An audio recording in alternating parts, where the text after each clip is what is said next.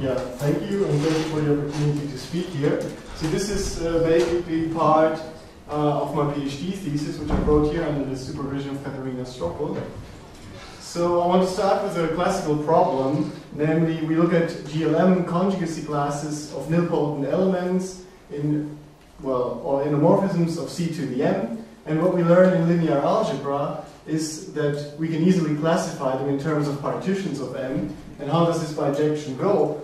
Well, you take a nilpotent element or nilpotent endomorphism, you bring it into Jordan normal form, and then you sort of just encode the sizes of the different Jordan blocks in the parts of your partition that you get there. So this is basically linear algebra. And then if you continue your study of mathematics, you might come across representation theory, and representation theory of finite groups in particular. And what you can look at then is complex finite dimensional representations of the symmetric group. And if you look at these irreducible representations up to isomorphism, you will learn that they are also in bijective correspondence with partitions. And now you have sort of this combinatorial bijection between orbits on the left side and some sort of representations on the right side, and you can ask whether this is just a coincidence or whether there's actually some deeper relationship. I mean, usually you can cook up these sorts of combinatorial bijection many different places, but usually, I mean, there's just no deeper meaning behind this. But what turns out is in this case, there is some deeper meaning behind this, and this is basically what Springer knew how to do. So he wanted to get directly from the left to the right without sort of seeing the partitions. So how does this work? So you take an orbit labeled by lambda, and what you do is you associate to this an algebraic variety. So this is sort of the first step, and this is called the Springer fiber. And, well, let me just remind you what this is. So in this case, we are in right now.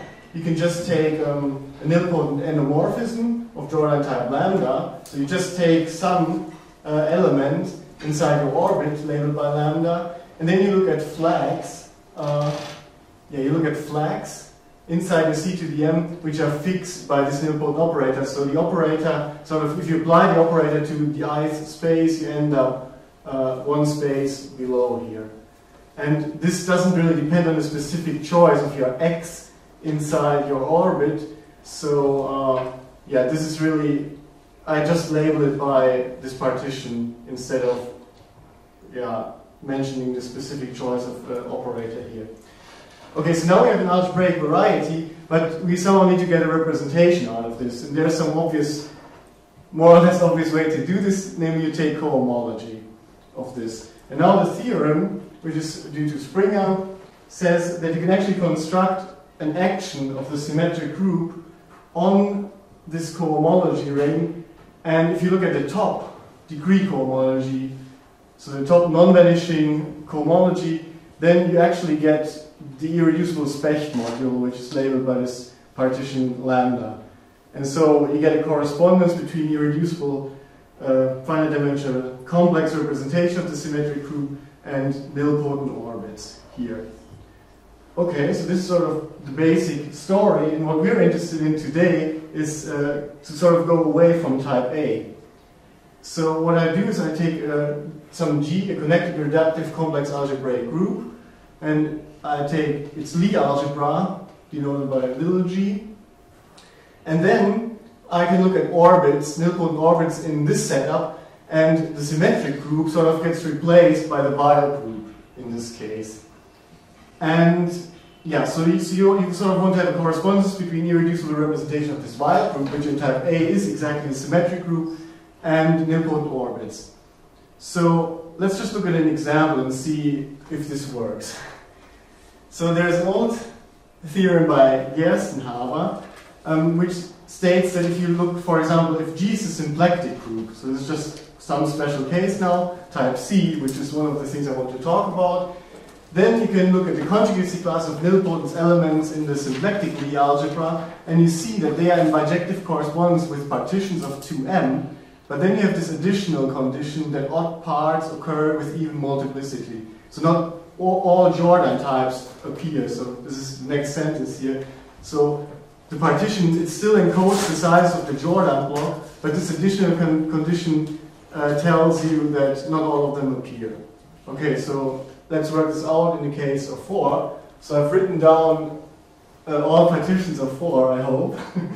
And so there's this one guy which is in red. This is sort of not a partition which labels a nilpotent orbit here, because here you have an odd part, let's say 3 for example, but this doesn't occur with even multiplicity because it just occurs once, right? And the same happens here for the one. All others are fine. So in this special case we have exactly 4 nilpotent orbits. Okay, and then let's go to the Weil group. So in this case, the isomorphism classes of the finite-dimensional irreducible representations are in bijective correspondence with bipartitions of M. So this is classical. You can, for example, see it in textbooks like Sayre's textbook on representation theory of finite groups. And if we work this out, in the case of M equals 2, you get these bipartitions. So these are just pairs of partitions. And if you sort of look at them in terms of these Young diagrams, you have exactly 2 boxes, and you arrange them in this way. And now you see that there is a problem if you want to have such a correspondence, because obviously here you have 4 orbits, but here you have 5 irreducibles. But there is some way to fix this. So let's get rid of this. And what we can do now is, so let me take X, some nilpotent element here, and then there's another group which plays an important role, namely the component group. So this depends on your choice of nilpotent operator X, and it's defined as this quotient here, where you essentially take the stabilizer of X with respect to the adjoint action, or if you want to think in terms of conjugation, well, if you conjugate this thing, then you get back the old thing, and then you mod out by a connected component which contains the identity element. So this is the component group. Then the Springer fiber in this case has this explicit, well, it's not really that explicit, but least theoretic description. So you can look at Borel subgroups inside G such that your X is contained in the Lie algebra of B. And again, in type A, if you take G to be GLM, you can recover this flag picture quite easily. But in the general cases, you should really work with this sort of least theoretic description. Okay, so right, so what about this correspondence now? So then we have the following theorem. So there exist grading, preserving, commuting actions, now both of the Weil group and this component group on this cohomology of the Springer fiber. So this is the first thing. And then the second thing is that if you look at the top degree, this is not really irreducible anymore in this case, but you can sort of decompose this in terms of isotypic components with respect to the action of the component group. So this lambda is just some character for this group, and then you sort of decompose this guy in terms of this isotopic subspace with respect to the component group action, and it turns out that these guys then are again Weil group modules because these action commute, and they're actually irreducible. Okay, and this gives you a correspondence, namely the Springer correspondence.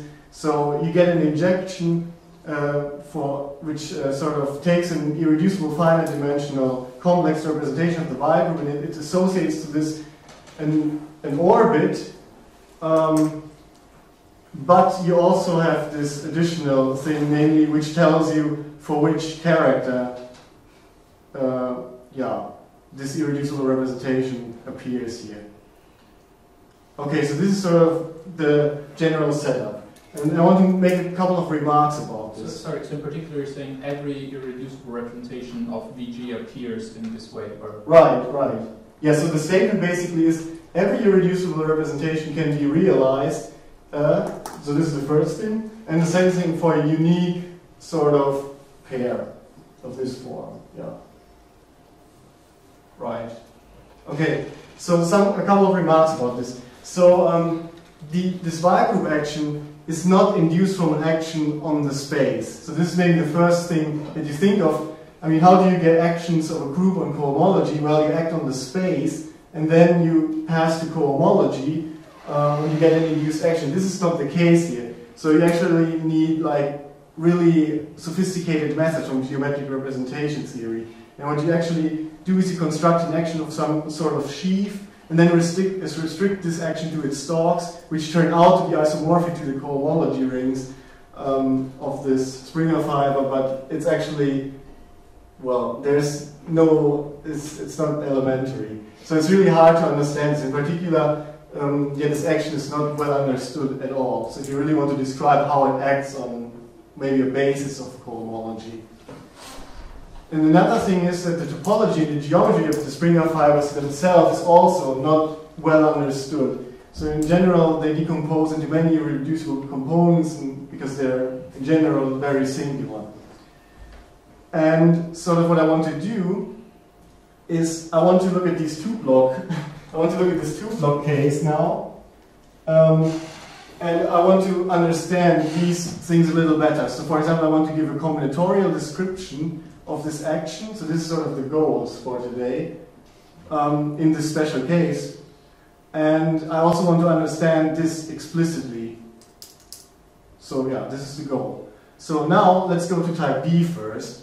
Then of course you have the even special orthogonal group. And yeah, so your Weyl group is the Weyl group of type B. And as I said, so we want to understand this combinatorially, really explicitly. So let me remind you what this is in terms of a Coxeter presentation. So you can think of this guy as being the group generated by these M generators. And if you look at this Dinkin diagram of type DM, then you have exactly one generator for each of these vertices. And then, well, there are certain relations here. So a product of these guys to some power equals the identity, and this power can also be read off this Dinkin diagram. So first of all, like these generators, they square to the identity. So this is just what this says. Then here you have your braid relations, if you write this out. And this just sort of tells you, well, if things are far apart here and not connected by some edge, they commute. So this gives you an explicit presentation of this. And inside here, you can realize the symmetric group again, which brings us back to this type A story. And I want to make the specific choice where I take the subgroup which is generated by sort of this upper half of the, well not half, but upper part of this diagram. So I want to throw out this generator corresponding to 0. Okay, so yeah. So why am I interested in the subgroup? So maybe I just write this here. So what you can do now is you can take C and you can sort of act by this with this symmetric group just as a trivial representation.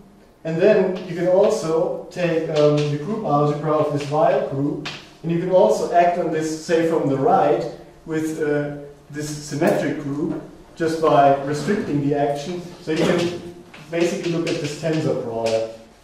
Okay, so here again the action is trivial. And here it's just restriction. Yeah, and so the point is, what Lusztig says is, there exists actually an isomorphism of these modules. So you take here this induced trivial module, and here you take the whole cohomology of the Springer fiber, where you take an nilpotent operator which has two Jordan blocks of the same size. So this is basically our running example for today. We're looking at these guys which in Jordan normal form, yeah, really sort of look like this.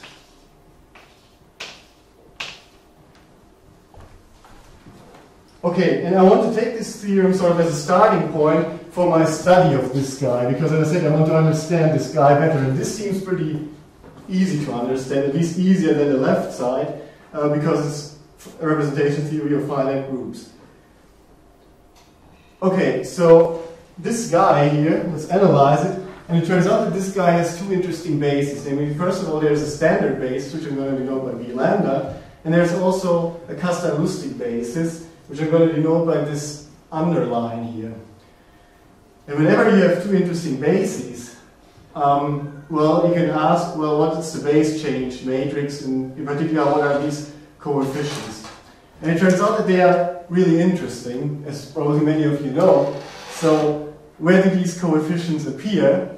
So, I could mention probably a lot of things, but I want to mention two things here.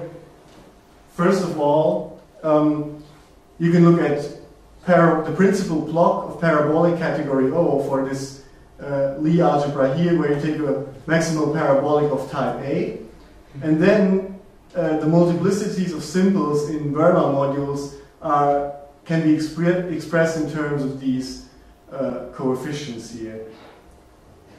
So yeah, this is basically the Kazhdan-Lusztig conjecture, and yeah, it goes back to Kazhdan-Lusztig. Of course, it has been proven by these guys in very huge generality with using only algebraic methods by Elias and Williamson.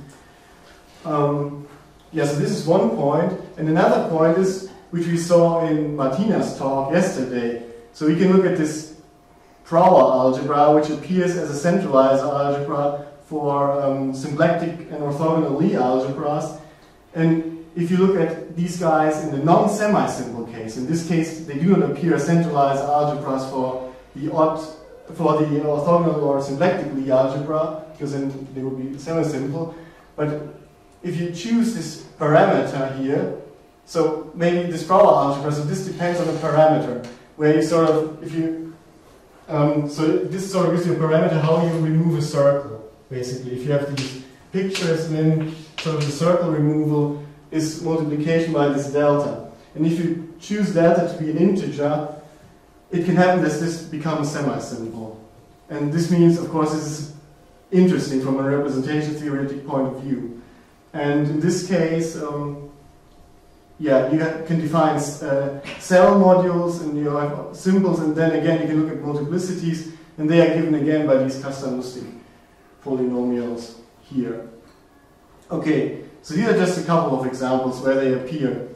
And so now I am really interested in computing them, because now I have a couple of places which I'm naturally interested in maybe, and if I want to understand these categories here, I should really compute these guys. And in general, this is again really difficult, and there are only sort of inductive methods to do this. But in our case, there is an explicit formula. Okay, so what I want to do is now, I want to associate to a standard basis vector here a sequence of these symbols up and down, and it should have length m. And I want to require that the number of ups which appear in such a sequence is even. Okay, let's do an example to see what this is. So let's take m equals to 4.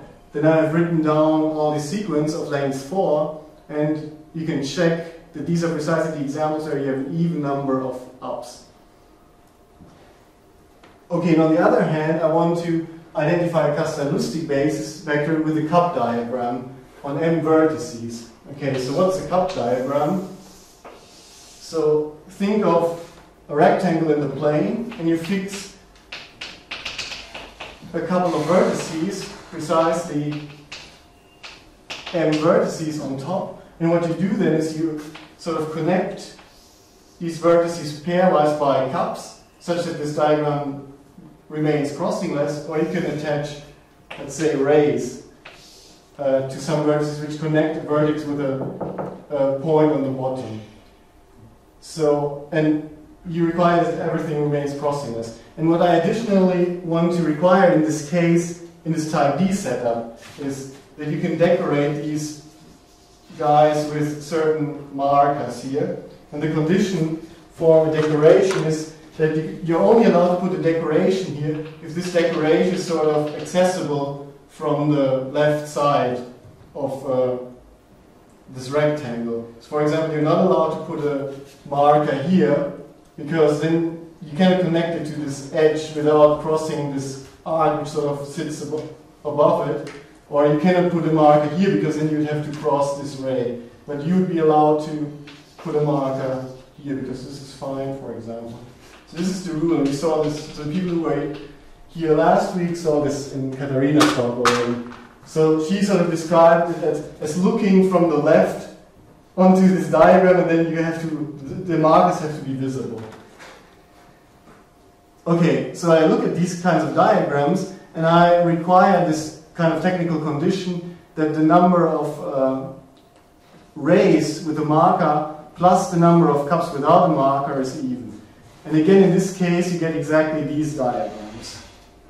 Okay, so you have exactly one diagram which consists of 4 rays only, and there's not allowed to, you cannot put a marker here because this would violate this condition.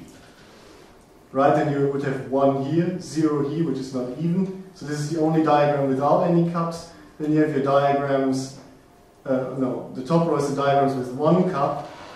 And here you have 3 diagrams without any rays. Okay, and now we have this theorem which gives you an explicit formula to compute these coefficients here.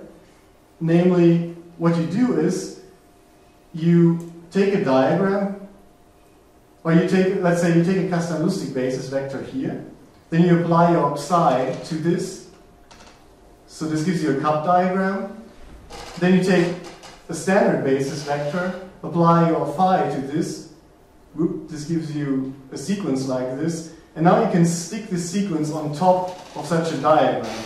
So it makes sense. So what this says is, well, it makes sense to ask if this sort of sticking a sequence on top of a cup diagram gives an oriented cup diagram. And by definition, an orientation of a cup diagram is given by these rules. So for a cup without a marker, you can either go clockwise or anti-clockwise. So this marker is sort of a point where your orientation reverses. So you either have down, down, or up and up. And here just fix this convention that you have a down for this ray and an up if there is a ray with this box, with this marker. So this gives you explicit local rules to tell when such a diagram is oriented. And if it is oriented, you get 1, and if it's not oriented, you get 0. So this is very explicit, very combinatorially, and, well, you get these coefficients. This is really nice. So in particular, you see that they are very easy in this case. So in general, they are much more complicated. So this is sort of why this story works in this 2-block case later on. So the Kazhdan-Lusztig polynomials are really easy. Well, I didn't introduce them as polynomials, but these coefficients are really easy. Okay, so for future reference, I want to denote this set, cup diagrams of n vertices with these technical conditions as CKL, KL for Kazhdan-Lusztig because it encodes the Kazhdan-Lusztig basis combinatorially. I want to denote this by this. Okay, so the next question would be, because after all we're interested in this guy, right? This was sort of the starting point of this whole story. So the question is, can we understand this induced module using the cup diagrams? Because now we obviously have a combinatorial description of the Kazhdan-Lusztig basis. So can we sort of lift this to the module structure? So this is what I say. So you just take a Kazhdan-Lusztig basis element and you map it to the cup diagram associated to this via this bijection psi from the previous slide. And this obviously gives you an isomorphism of vector spaces here. So this is the free C vector space on the basis given by these cup diagrams. So this gives you an isomorphism of vector spaces. But we sort of want to define an action here of this Weyl group. So this actually becomes an isomorphism of modules over this Weyl group. Okay, and in order to do this, I have to give you an action. Okay, I have to define a Weyl group action on this C vector space freely generated by these cup diagrams. And what I do is, so to this generator S0 minus 1, I associate this picture. And to this generator Si minus 1, I associate this picture. Okay, in this case I is not 0. And yeah, I mean for later purposes I'm just going to preview this by E0 and EI. Yes, and so these are generators for this Weyl group, so it suffices to describe this action of these guys on a cup diagram. And what you do is, well, you put such a guy on top of a cup diagram, which you can do again. Then, of course, you don't have a cup diagram. So you have to do some additional stuff. So there are a couple of relations you have to apply, which give you a cup diagram. So in this case, for example, you can again do some sort of circle removal, like in this Brauer algebra case. So you can remove a circle at the cost of multiplying with -2. You have this relation that if you have a circle with this marker, it kills the whole diagram. You can cancel neighboring markers. This sort of means that if you create a cup which with both endpoints at the bottom, so this could, for example, happen if you have sort of this diagram, which we saw before, and then you act with this guy, then you suddenly have created something like this, which you have to remove somehow to get a cup diagram. And this sort of tells you that this must already be 0. On the other hand, if you act with this guy, this relation sort of tells you that you could just get rid of this guy, but not kill the whole diagram, and in fact, you end up with this diagram. So this is what I mean by this one. Yes, so in order to understand this better, I took this example here in the case m equals 4. So here are all your basis vector, right? Remember from before? And this diagram sort of gives you the action. So such an arrow means that this element, this generator of the Weyl group, sort of acts according to this arrow. And if you have this sort of dash arrow, this tells you that you have to multiply by this -2 from the previous relation. It's not exactly on the nose, you get the same diagram, but with a multiple. So you get this thing. And if you look at this closely, you will notice the following. You actually have a filtration here, where sort of the nth piece is given by the span of all diagrams which have at least n cups. So you can see this here. So if you look, so for example, let's take 0. So you take all cup diagrams which have at least no cups, so this is basically all of them. So this would be the whole guy, then you get back your whole module. If you take 1, then you would, so this would be sort of the next guy sitting here. So then you would sort of only get this module. So you throw out this guy, which in this picture you see makes sense. It really gives you a submodule. And so in this case, there are only 3 guys. So if you do n equals to 2, then you end up with these 3 guys. So this is sort of your lowest guy here. And again, it makes sense because these guys are sort of, you never create something, you never create rays from this. So what you can do now is whenever you have such a filtration, you can look at the subquotients here that you get. And if you do this, for example, then, for example, let's take this, So then, for example, you kill the action of this E0 here, right? So then this guy becomes sort of separated, and on the other hand, you delete these guys. So if you take these successive subquotients here, then this would correspond to a subquotient, this guy would correspond to a subquotient, this guy would correspond to a subquotient, and then you get sort of for each subquotient, will be spanned by all diagrams with a fixed number of cups. So this is sort of on this next slide. So you can take the subquotients of the filtrations, then by definition sort of this filtration, this is then spanned by all diagrams with a fixed number of cups, namely n, and it turns out, because this here is already a composition series, this is something you can check, that these subquotients are actually irreducible modules, and the action on the whole module sort of gives you an action of these subquotients. And it's actually the same relations, except that this one changes. Because if you look at these relations closely, so this was a 1 before, right? Remember this example here. So we just removed this without doing basically anything. But now, in the subquotient, this would be completely killed. And you can check that this relation is sort of the only relation which sort of changes the number of rays. Okay, so this is the only thing you have to change if you pass to the subquotient. Okay, and the point now is that then you can of course write, so this module, this induced module here, you can write this as a sum like this, and since this was isomorphic to this cohomology of the Springer fiber, it's, yeah, you get this isomorphism. And basically nothing special happened here. So we just basically went to the associated graded, right, and gave it some combinatorial description. But this now sort of is graded by the number of cups, basically. Because this thing is graded, you want to have a grading here. So this is basically what we've achieved now. Okay, so we'll come back to this later.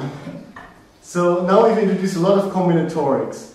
So the question now is, can we all see this combinatorics already on this space here? So obviously this guy has a combinatorial description somehow, because this induced module has a combinatorial description. Can we already see this on the space?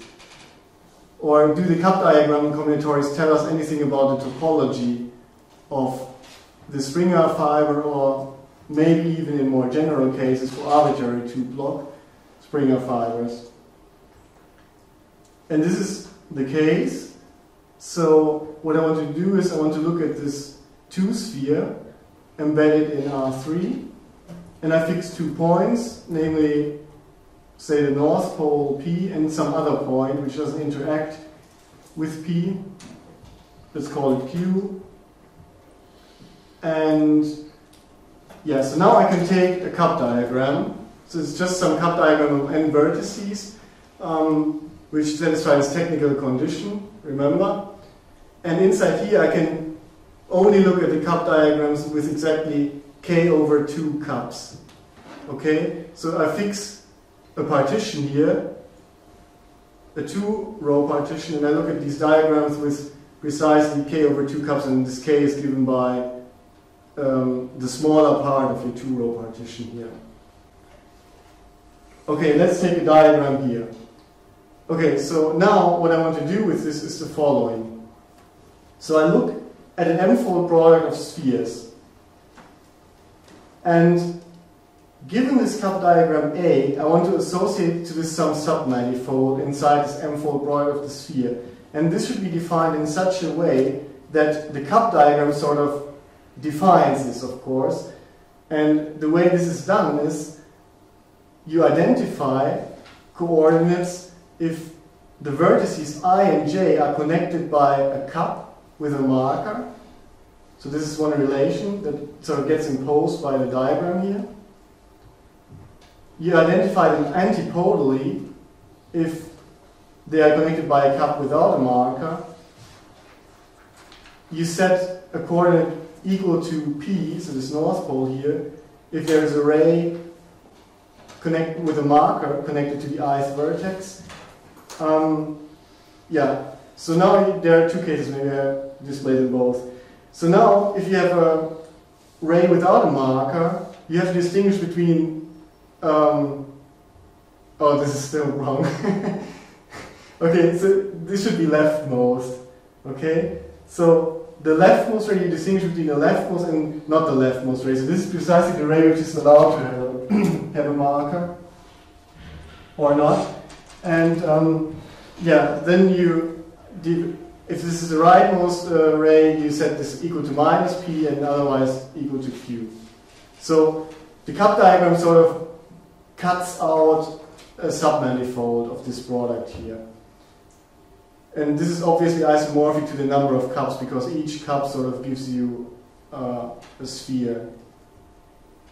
Okay, and then you take the union over all these guys, and this is what I call, what I denote by this, and this is called the topological Springer fiber. So the point is, this is now completely explicit, and the result is now that you actually have a homeomorphism from this guy to the algebraic Springer fiber, which I explained at the very beginning, right, in terms of these Borel subgroups. such that the Lie algebra corresponding to the Borel contains a given operator here. And the images of these SA are precisely the irreducible components here. So this sort of achieves our first goal, namely, or it was the second, basically, if you look at this chronologically, namely understanding the topology of the Springer fiber. And now we can do all nice things with it, because this topological model is very explicit. So let's look at this. If m equals 4, and I take this partition 5, 3, so then you have these cup diagrams, right? Remember that we don't take all cup diagrams, we fix sort of the number of cups here.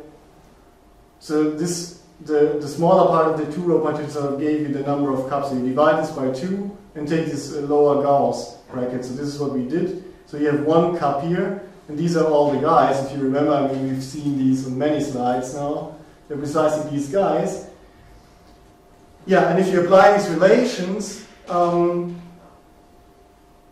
get precisely these submanifolds. So for example, in this first case, there is a cup without a marker, so you take x and minus x. This guy is a ray with a marker, so you take a p, and this guy is a ray without a marker, and it's not the leftmost one, so you take a q. So for example, in this b case, this is also a ray without a marker, but it's the leftmost one, so here you have this minus p. And this cup with a marker, well, you have x and x without the antipode. So here you see just these relations sort of in action in an explicit example.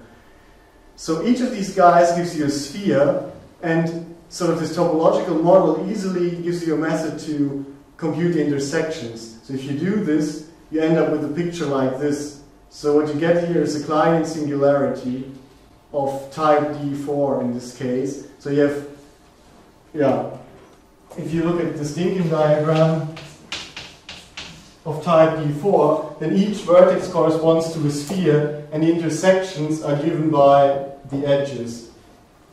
So this is what this picture is supposed to mean. Yes, so, yeah. So, yeah, let's do type C now. So I can easily state this because the type C case doesn't really give you anything new. So essentially, the type C Springer fiber in the two-row case is isomorphic to a certain two-row Springer fiber of type D, but you have to go one rank lower, okay? So what happens here if you start with a nilpotent operator with joiner blocks of these sizes, you have to subtract 1 from each block, and you end up one rank lower. Yeah, and it turns out that this is an isomorphism of varieties, so you can directly deal with the Springer fibers of type C.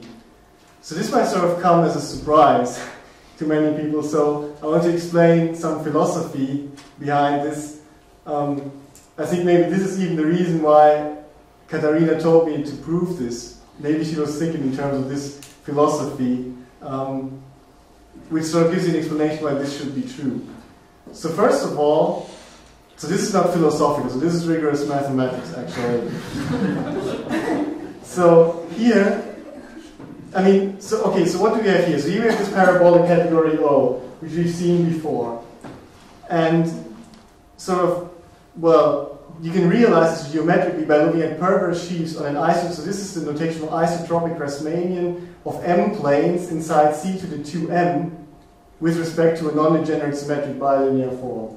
So this is an isotropic Riemannian of M planes inside C to the M. You look at perverse sheaves, and then by Bayes and Bernstein localization, the Riemann-Hilbert correspondence, you get this. So this is sort of classical story. And then what Katharina did with Michael is sort of they used results of Pragen, who sort of described this guy by introducing these combinatorics, these cup diagrams that we've seen before into this picture. So this DM, so the people who saw Michael's talk earlier in this trimester program, they know what this is. So this is precisely the arc algebra of type D. So if you don't know what this is, then just let me say you can cook up an algebra with these guys completely explicit with a combinatorially defined multiplication. And if you look at the finite dimensional modules over this, it gives you an equivalence to this parabolic sheaves category and then also to category O. So the point I just want to make, you don't need to understand this in detail. The point is just, I want to make that these guys can sort of be described combinatorially in terms of these diagrams. Okay, so now there's a result also by Katharina and Michael. So what they did is actually, so they looked at an isotopic Riemannian of type B here. So here you have m-1 dimensional place in 2m-1 dimensional space, I guess. And you sort of get, I mean, this guy is isomorphic to this guy. You can show that this is an isomorphism of varieties. So it's completely on the geometric level, and it's compatible with the Schubert stratification. So if you look at parabolic sheaves with respect to the stratification, you get this equivalence. So on the other side, oh yeah, so I'm going to call this the cup diagram side because of this reason, okay? So on the other side, you can look at these Fukaya categories. So again, so this is for those who were here last week. So they can think of this guy as sort of this is the Slodovy, so this is supposed to be a Slodovy slice of type D, corresponding to a nilpotent operator of type m, m. And this is sort of the space which was the underlying space of this Fukaya category. So the Springer fibers live as Lagrangians inside here. So you can look at coherent sheaves here and look at the derived category here, and you can do the same thing for type C, just again one rank lower.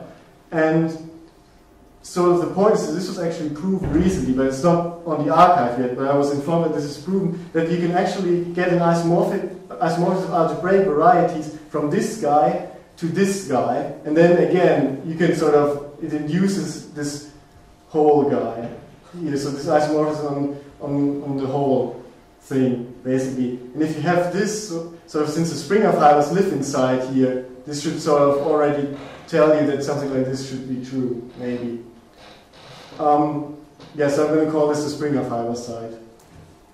And maybe another thing, this is also not proven, at least I haven't proved it, is that you can sort of realize this guy as an exotic T structure here by following arguments of Stoppel and Webster, and you can do the same thing here. But what happens is, you actually have to take the Langlands dual here. So in type D, nothing happens, but in type B, you have to switch to type C. And there's some sort of Langlands duality here.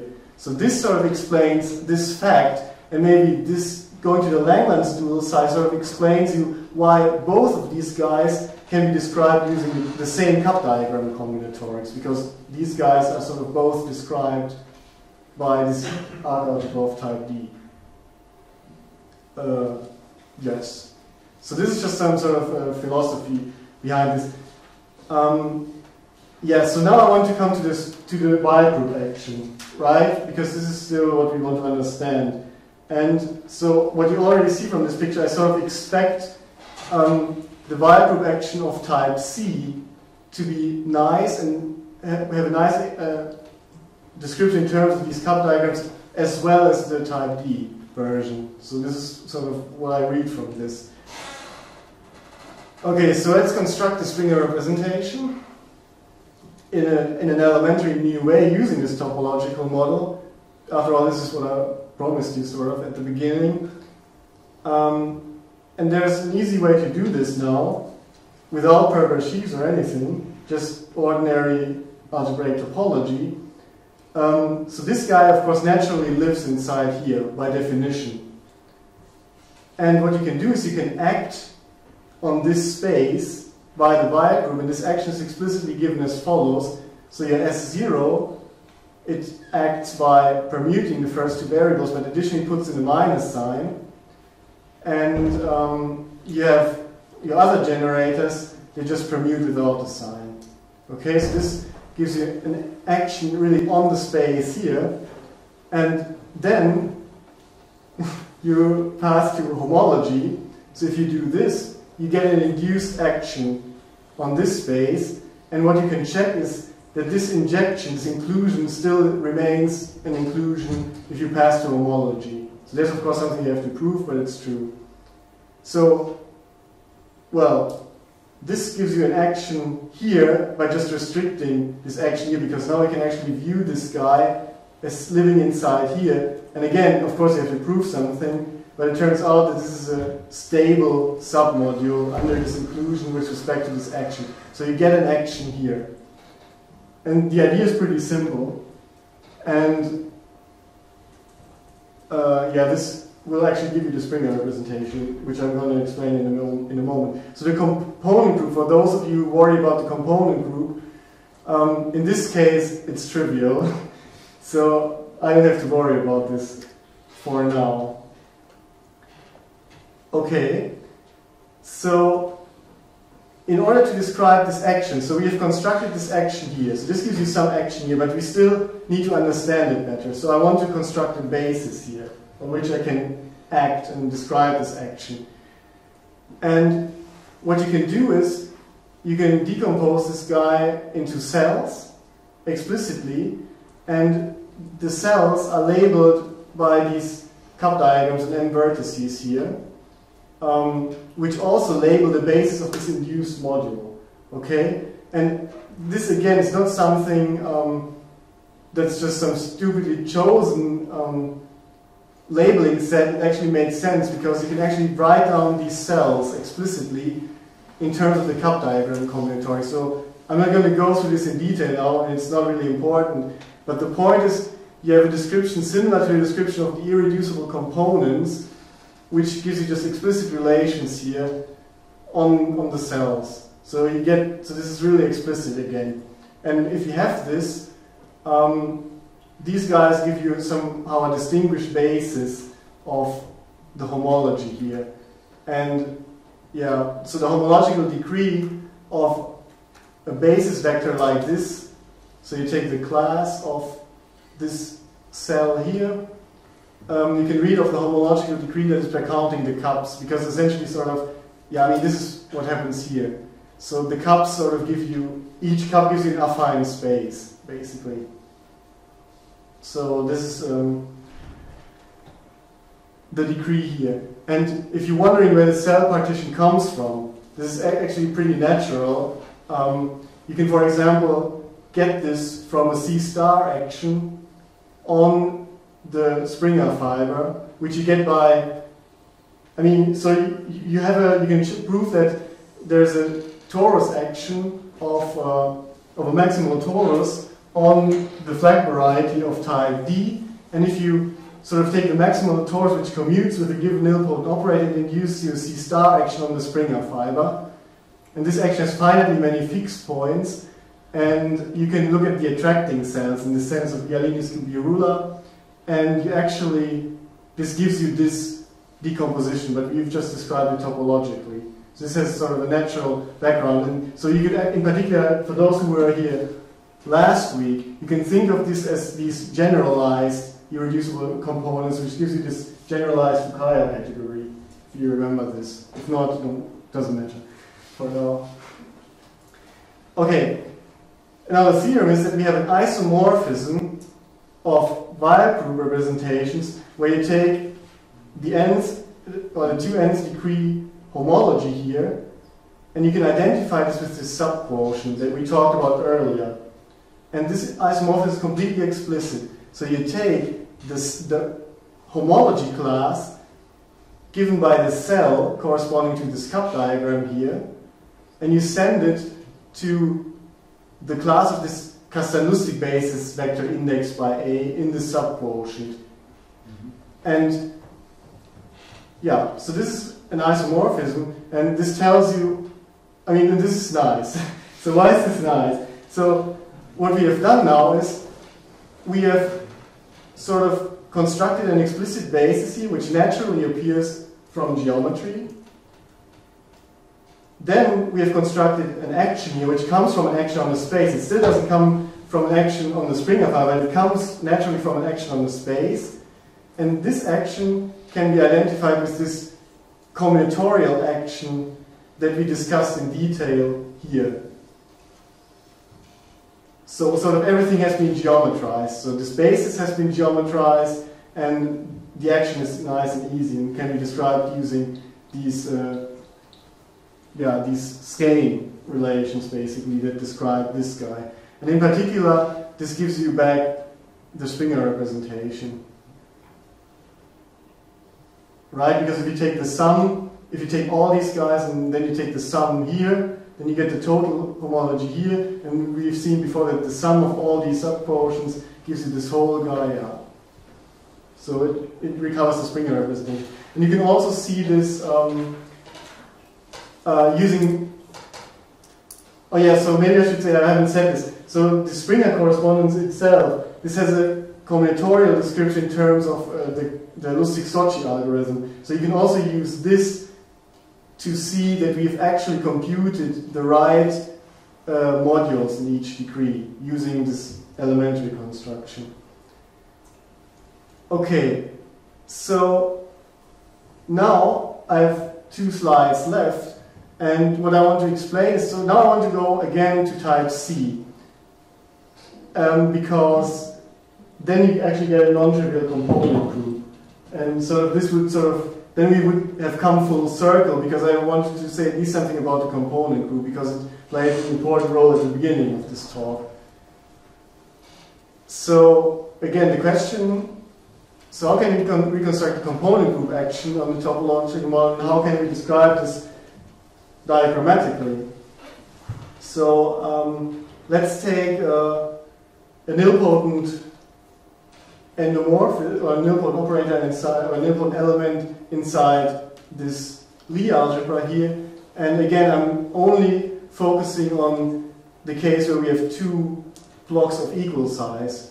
By the way, everything can be generalized to arbitrary 2-block case, but I don't want to get to the technical difficulties, and you get basically the whole picture by looking at this. Okay, now what's this component group? So you fix this, then you get a component group associated to this. And in this case, if m is even, this will be just trivial again. So again, not interesting. But if m is odd, you get a copy of this guy. And in fact, you can show that for all classical groups, the component group is always a finite product of these guys. So it's in general. So in this case, it's just really easy because it's just one copy. Yeah, okay. So we now do the same construction as before. We look at this thing, and then we can let the component group act on the space, on this finite product of spheres. And now I only have one non-trivial element. So if I define this, so if I look at this guy as a multiplicative group with 1 and -1 as elements, then this generator acts by putting a minus sign here. And yeah, again, you pass to homology, which gives you an induced action, and this gives you an action here by restricting this action. So it's the same construction. And here you can also check elementary that it commutes with the Weil group action. You can check this on the level of the spaces already, except that I haven't really told you the Weil group action in type C, but only in type D. Okay, so yeah, so how do we describe this combinatorially now?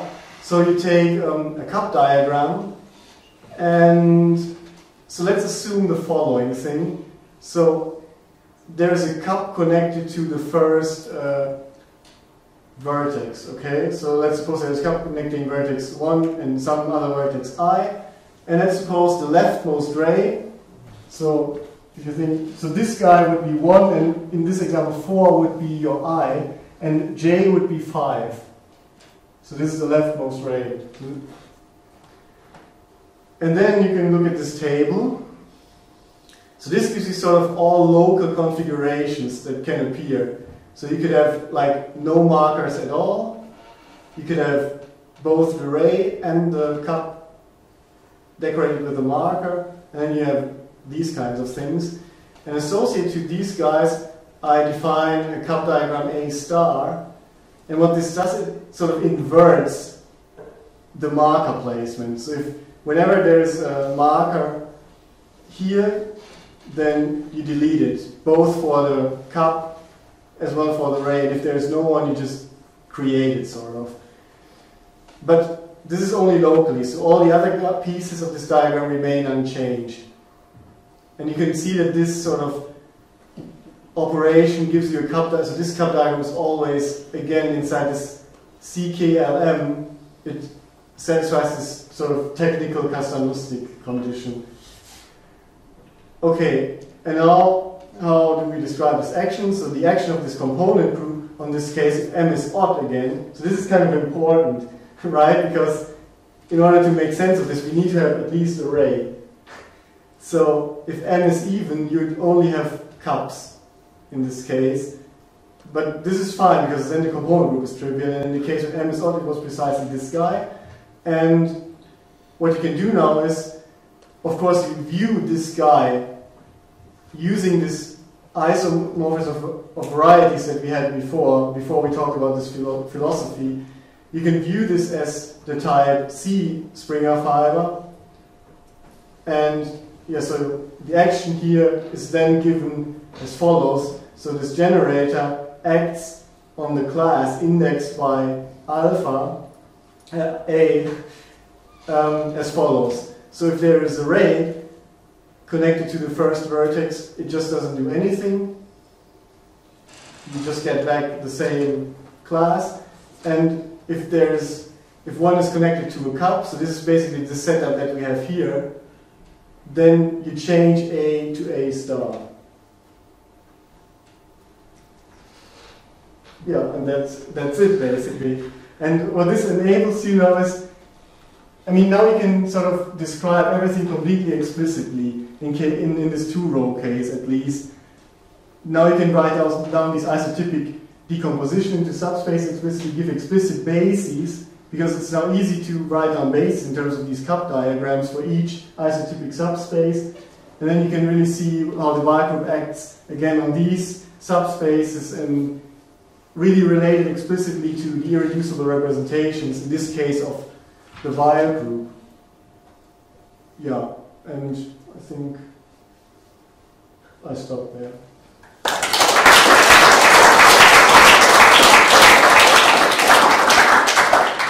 Any questions? Okay, let's use another thing.